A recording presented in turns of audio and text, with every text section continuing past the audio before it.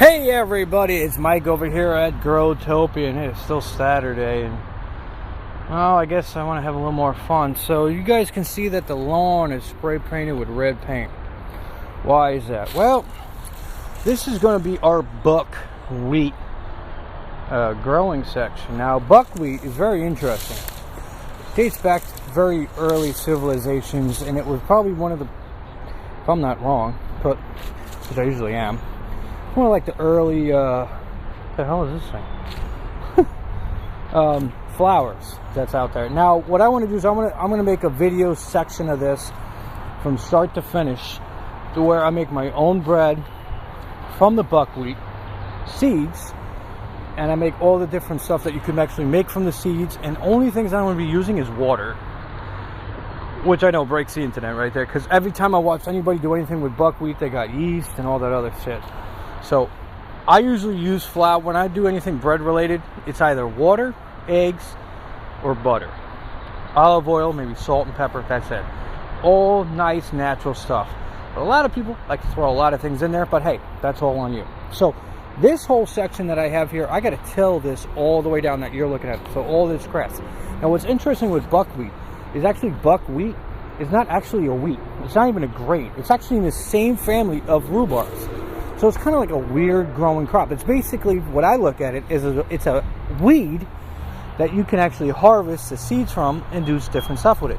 Now you can use it as green manure, or you can even use it to harvest the seeds and then make flour, or you can make different meals with the seeds themselves. Very interesting, very interesting. I want to experiment with it. I want to try it this year. So this year I'm really like into it. I really want to try it. So basically all I'm going to really be doing right now is tilling down the grass. Now you could plant it in any type of soil, which makes it even more interesting. It's also extremely drought tolerant, even though I'm going to be installing a custom made sprinkler system that I bought tons of stuff for, so I could water it if I need to. But basically I could just water it, and then once it starts sprouting, I just leave it alone, because that's what I've been hearing from a lot of people. So basically I'm just going to cut the ground up, get rid of like as much grass as I can. It's going to be hard between these two big trees here, so I'm going to be hitting a lot of roots. And there's nothing back here, and this is usually a spot that I run my army truck through to drop off the wood chips back here for the orchard. So with that being said, it's going to get a little fun. So I'm going to start tilling this down and cultivating it and getting it down to ground dirt. There's no fertilizers, there's no soils, there's no manure, there's no compost that's going to be involved in this. It's literally just cutting it out with the tiller where I can, trying to cut down as much as the grass and the weeds, and then just planting the seed. And I'll show you guys that as well. If you guys are new to buckwheat, I say people really should start trying to grow just to play around with and experiment. Who knows? It's a good alternative to the flour you buy from the store, and you can also control what happens to it.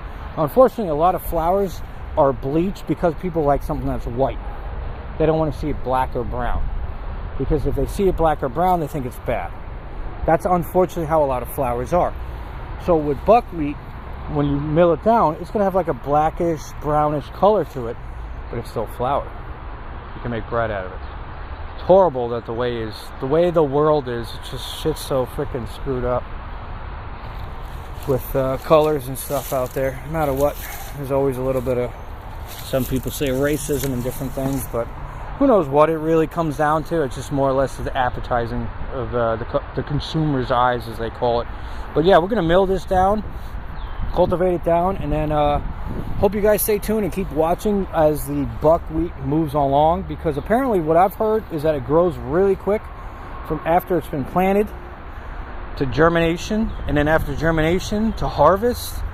I'm hearing that I could do this like 3 or 4 times a year, which I don't really think that's possible due to my environment, but maybe in other places, yes. But yeah, why not? Let's try it. So I'm going to get down to this, and this is going to take a while. Anyway, guys, this is Mike over here at Growtopia. Like, subscribe, share it with your friends and family, and stay tuned. There's going to be more buckwheat videos coming, and it's going to be fun. It's going to be fun planting something I don't have to care about that can produce a product. That's awesome. So, yeah. Hell, why not?